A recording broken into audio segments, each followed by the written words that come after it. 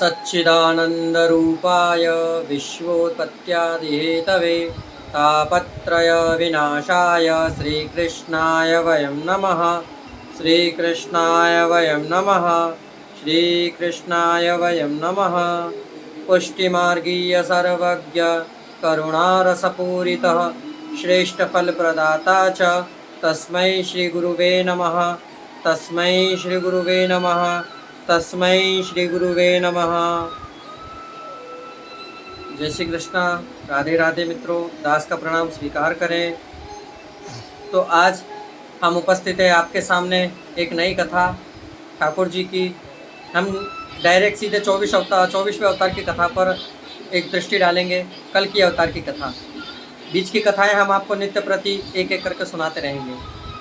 यदि आपने हमारे चैनल को सब्सक्राइब नहीं किया, सबसे पहले तो सब्सक्राइब कर लीजिए और दास को हो सके उतना शेयर कर दीजिए। आप ही के दास हैं और आप ही के आशीष और आशीर्वाद से हमें आगे निकलना है, जिससे लोगों को हमारी कथाओं का रसपान मिल सके।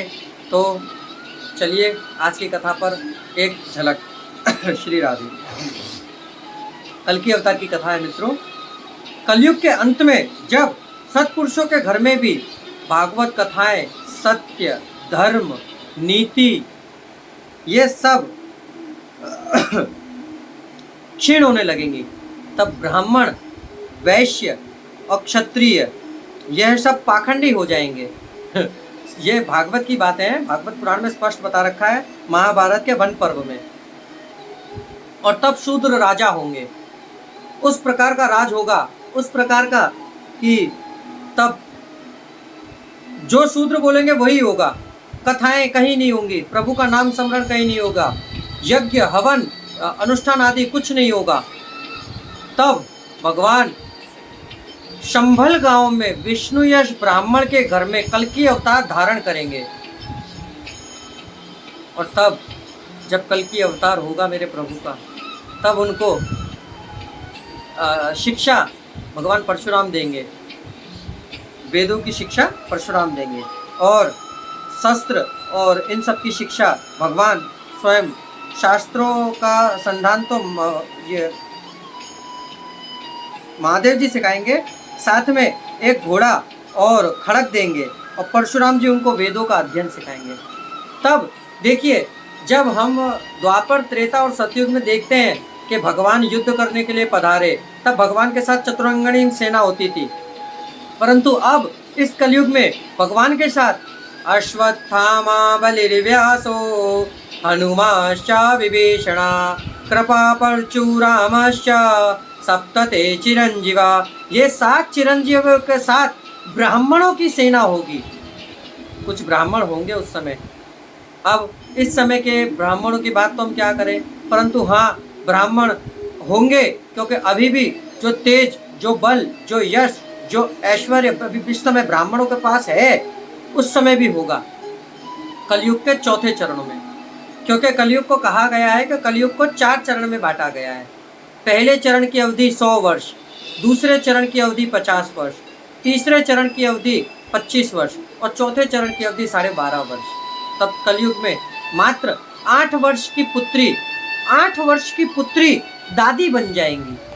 ये कलयुग की व्यथा बताइए।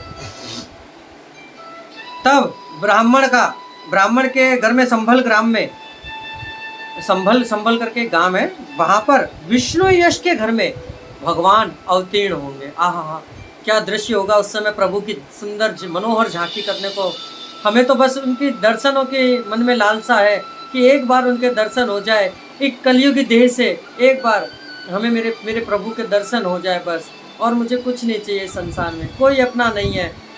शिव चालीसा में कहा गया है, मात पिता भ्राता सब होए, संकट में पूछत नहीं कोई, स्वामी एक है आस तुम्हारी, आय हरहु मम संकट भारी। चाहे कितना ही बड़ा संकट क्यों ना आए, साथ देने वाले एक श्री हरि नारायण। और हम तो उनके दासत्व की प्राप्ति करके बैठे हैं, और हमें उनका दासत्व प्राप्त हो जाए, इससे ज़्यादा हमें और कुछ नहीं चाहिए। हमें बस उनकी एक मनोहर झांकी हो जाए बस। प्रभु हमें आज भी अपने होने ना होने का सहानुभाव जताते हैं, परंतु हम अज्ञानी, हम मूर्ख मनुष्य एक दूसरे को बताकर उस सहानुभाव को मिथ्या कर देते हैं, नहीं बताना चाहिए। यदि प्रभु आपको सहानुभूति कराते हैं तो वो किसी से मत बताइए, कभी मत बताइए। तो मित्रों, जब कलयुग का अंत होगा तो वह ऐसा होगा, कल की अवतार में बताया गया है।